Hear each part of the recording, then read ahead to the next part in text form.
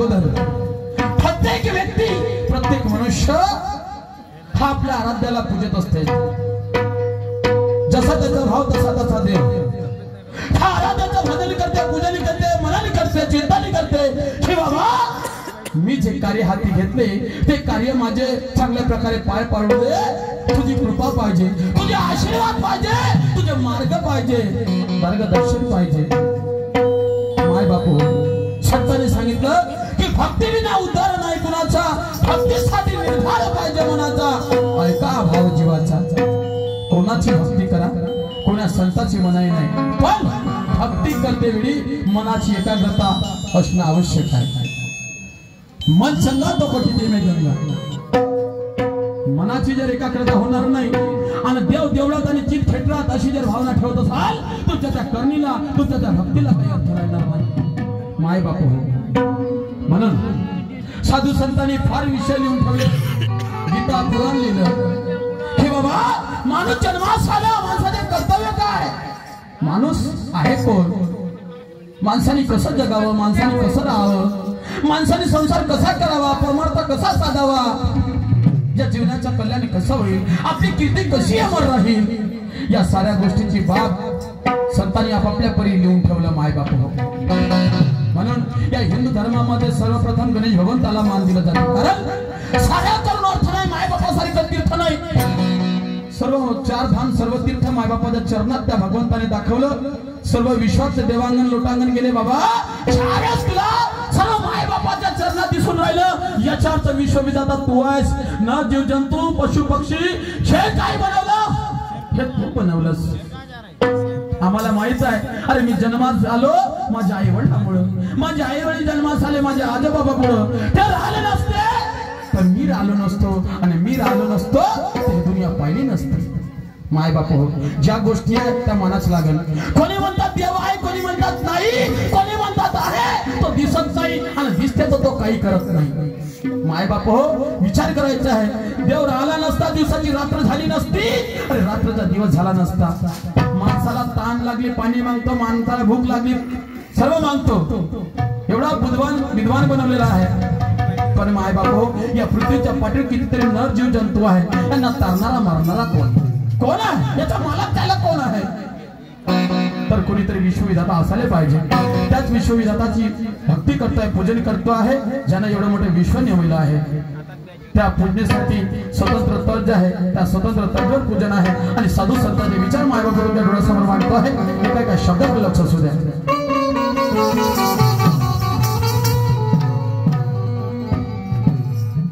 अरे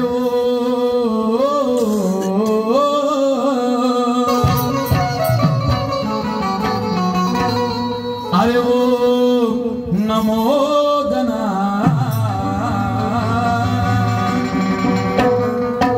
अरे ओ नमो गणा,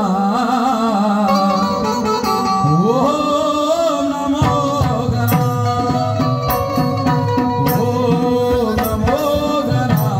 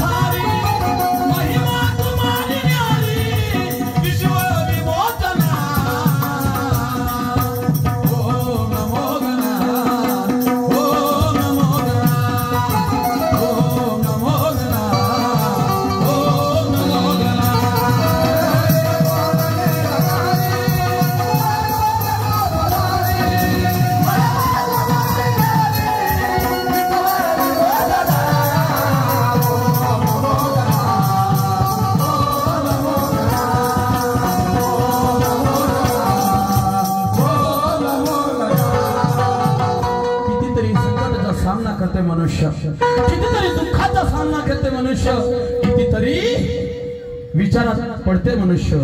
पण माय बापो, याला तारणारा मारणारा घडवणारा, कारण ज्याला जन्म आहे त्याला मृत्यू आहे म्हणतात, ज्याला मरण आहे त्याला मृत्यू आहे म्हणतात. मग हा मृत्यू हा जाते कुठं, हा जन्मास येते कुठून, हा आणून कोण राहिला. आज मी एवढं मोठं बोलून राहिलो, आज एवढं मी काही बोलून राहिलो, हे कुणामुळे बोलून राहिलो, कोणाची शक्ती माझ्यामध्ये आहे, मी कोण आहे.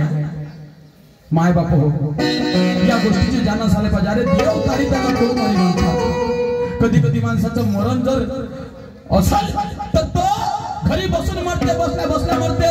आणि ज्याचं मरण जर आलं नसेल, अख्ख्या 10 बिल्डिंगून कुदल तरी त्याचं मरण येत नाही.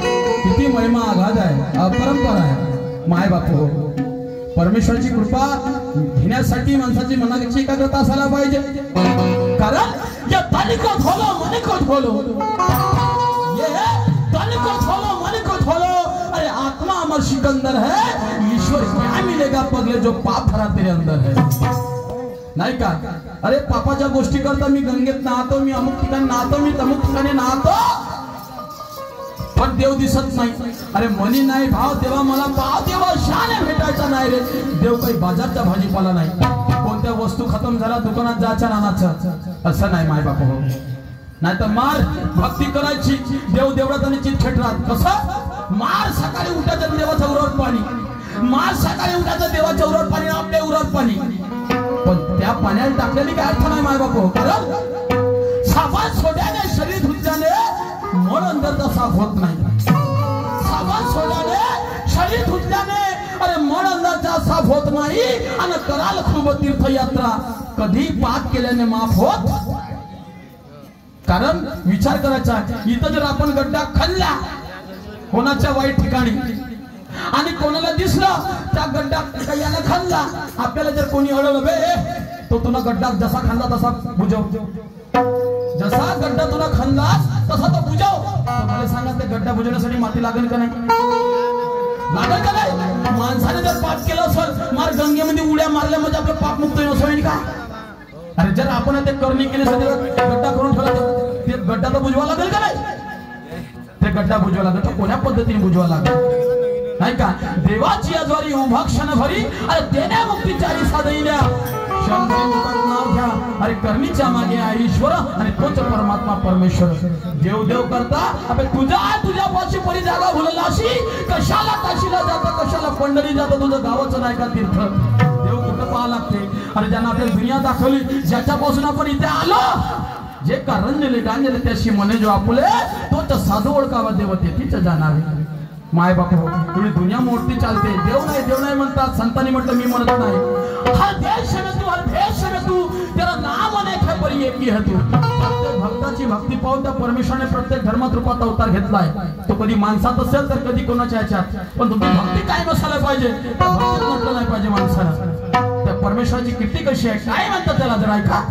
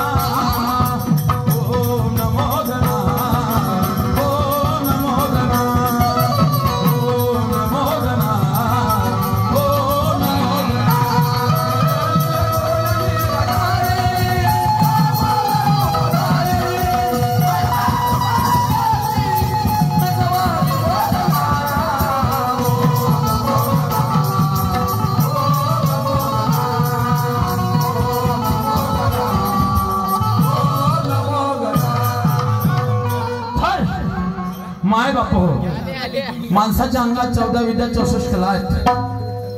एक तरी कला असू दे अंगी, नाही तर काय व्यर्थ जन्माला. कोणाकोणाला कोणती कला साध्य झाली त्या कलेचा कोणी गर्व करतात, अभिमान करतात. बरं माझ्यासारखा कोणी आहेच नाही, तर माझ्या कोणतं काम होतच नाही. माय बाप हो, कोणी कोणी कोणा एखाद्या गरीबाला कोणती कला साध्य झाली असेल त्या कलेचा तिरस्कार, हा मोठा तीरच मारणार आहे, हा तर मोठा तीरच मारणार आहे. माय बाप हो, कधी शून्यातून विश्व निर्माण होते, लक्षात ठेवा. शून्यातून विश्व निर्माण होते. अरे 1 2 10 करायचे असेल पण पहिले शून्य करावं लागेल ना, नाही का? पण एक तरी कला असायला पाहिजे, नाही तर काही अर्थ नाही. याले त्याले हसण्यामध्ये, याले त्याले बोलण्यामध्ये काही अर्थ नाही. नाहीतर अरे वैशाचं जिथे हे किडे मोकोडे. माणूस जन्माला आला ना, ह्या जर गोष्टी आपल्याला कळत नसेल तर काय म्हणते, बरोबर असलं बरे नाही का? वैशाचं जिथे हे किडे मोकोडे, होटल में खाते भजो पकड़े, अबे हम रात दिन करते बुराई, हम रात दिन करते बुराई, लेकिन बुराई करने पे जराही शर्म नहीं की नाही. हे जर माझ्या आईसारखी दिसते तर मला हिला आई म्हटलं पाहिजे. नाही, हे मला माझ्या बहिणीसारखी दिसते, हिला बहीण म्हटलं पाहिजे. हा माझ्या भावासारखा दिसते, भाऊ म्हटलं पाहिजे. हा माझ्या बाबासारखा दिसते, त्याला मान दिलं पाहिजे.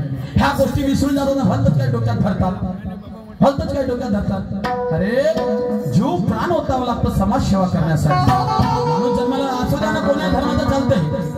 धर्म काही चोरी करायला शिकवते का? धर्म काही लफडे करायला शिकवते का? नाही. जीव प्राण ओतावा लागतं समाज सेवा करण्यासाठी. जीव प्राण अरे ओतावा लागतं समाज सेवा करण्यासाठी. आत्मबळ वाढवावं लागतं दुसऱ्याला पुरून उरण्यासाठी.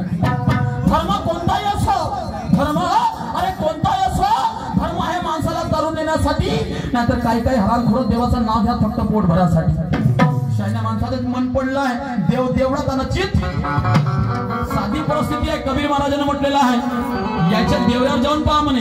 हा सोन्याचे नागोबे, चांदीचे नागोबे, आणि खरा डोम्या घुसू द्या बरं घरात. नाही, डोम्या घुसू द्या घरात, मग पाहायचे नाटक, मग याची भक्ती दिसून येते. अरे पित्तल का नाक बनाकर पूछते लोग लुगाई, पित्तल का नाक बनाकर पूछते लोग लुगाई, और सच्चा नाक निकले घर में तो लाठी मार भगाई. अरे नाही नाही नाही, मार मार. कोणती भक्ती आहे, कोणती भक्ती आहे. म्हणून ज्यावेळेस प्रभू रामचंद्र संकट आलं पण या मानवाची साथ नाही घेतली त्यांना, तर साथ कोणाची घेतली, कोणाची घेतली? वानर सेनाची नाही का? म्हणून किटकी बघा मेळ करून राहती. पाना एखाद्या जर आपल्या भावावर संकट येऊ द्या, ह्या कुकर्म करून मी भरू का मोरच चालले मग याले, याला सांगतो म्हणते छान पण ऐकत नाही. पण तो खरंच साठी लढून राहिला का खोट्यासाठी लढून ते काही पास नाही. मा भाऊ असो का बाप असो, मरू दे ना, मरू दे. पण एखाद्या जनावरावर एखाद्या हमला होऊ द्या, अरे गावातल्या कुत्र्यावर पाणचा भोगू द्या, आता पाक कसे जमा होतात, होतात का नाही होत? म्हणून म्हणतात अरे किटकी बघा मेळ करून राहती, संकट पडता संघो दुनिया धावती. अरे हा मानवाचा देव सुनी कार्य तुझी भावना, अरे उठ रे प्राण्या झटकरी कर सामुदायिक प्रार्थना. काय अर्थ आहे तुझ्या जिंदगीला? नाही का? काय म्हणायचं जरा ऐका.